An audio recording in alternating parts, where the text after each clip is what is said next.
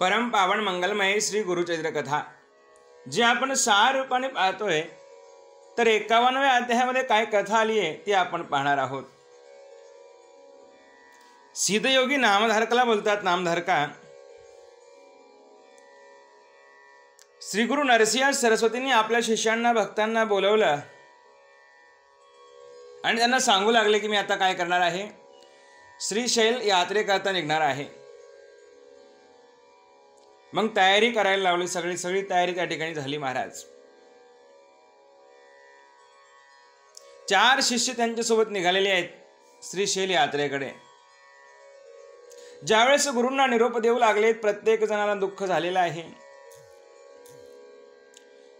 प्रत्येक व्यक्तीला, जो काही व्यक्ती आला होता, प्रत्येकाला दुःख होऊ लागलं. महाराज भक्त असेल, शिष्य असेल, प्रत्येक त्या ठिकाणी रुदन करू लागलेले आहेत.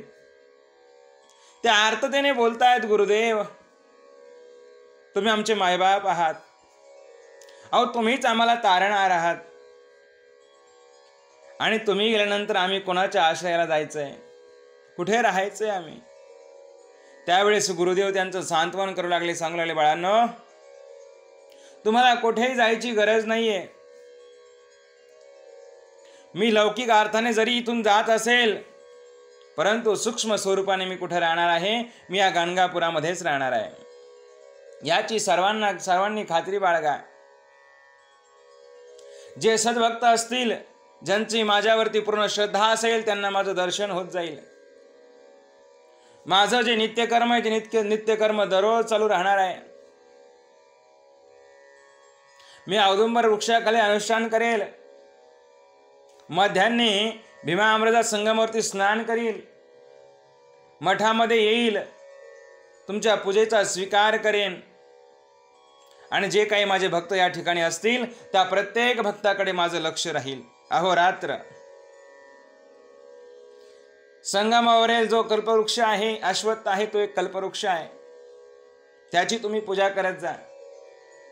विघ्नहर चिंतामणीची पूजा करा. मी माझ्या निर्गुण पादुका मठामध्ये ठेवलेल्या आहेत, त्याची सुद्धा काय करा, त्रिकाल पूजा करा. त्या पूजन काय होईल, तुमच्या ज्या काही मनातल्या मनोकामना असतील सर्व काय होतील, पूर्ण होऊन जातील. तुमच्या चिंतेचं, कार्यातील विघ्नांचं निवारण होत राहील. गुरुदेव सांगतात, अष्टतीर्थ यात्रा जो करेल तो भक्त मला फार विशेष प्रिय असेल.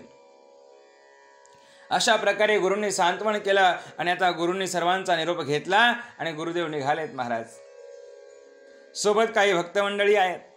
काही अंतरापर्यंत गेल्यानंतर गुरूंनी सांगितलं, बाबांनो आता काय करा, परत जा. ज्यावेळेस ती भक्त मंडळी परत आली, मठामध्ये आल्यानंतर त्यांनी पाहिलं की गुरुदेव बसलेले आहेत आणि लगेचच काय झाले, अदृश्य होऊन गेले.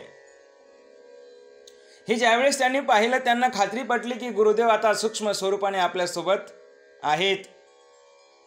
मग पाताळ गंगेच्या तीरावरती श्रीगुरु आता पोहोचल्यानंतर श्रीगुरूंसोबत काही शिष्य होते, 4 जण.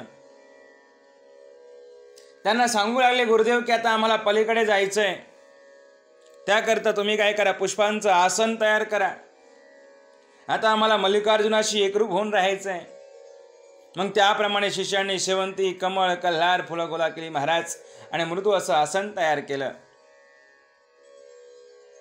त्यानंतर गुरुदेव त्यावरती बसले आणि गुरुदेव समोरच्या प्रवासाला निघालेले आहेत. सिद्धयोगी बोलतात नामधारकाला, आम्ही त्यावेळेस 4 जण होतो, नंदी ब्राह्मण, आणि ज्यावेळेस ती पुष्प आली, प्रसाद पुष्प म्हणून, ती प्रसाद पुष्प आम्ही काय केली, 4घांनी घेतलेली आहे. ते पुष्प आज सुद्धा माझ्याकडे आहेत, मी त्याची नित्यपूजा करतो बघ. सिद्धयोग्यांनी ते शेवंतीचं फुल नामधारकाला दाखवलं. नामधारकाने त्या फुलाचं दर्शन केलं महाराज, आणि त्या दर्शनाने नामधारकाला अत्यानंद प्राप्त झाला. सिद्ध नामधारकाला बोलतात, बाळ शिष्या, असं आहे गुरूंचं अद्भुत असं चरित्र, त्याचं महात्म्य काय वर्णन करावं. तू आस्येनं ऐकलंस म्हणून मी आवडीनं तुला सांगितलेलं आहेस.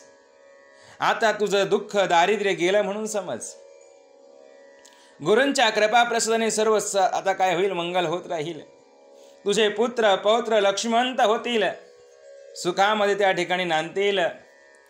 जे गुरूंची भक्ती करतात महाराज त्यांना चारही प्रकारचा पुरुषार्थ साध्य होतो.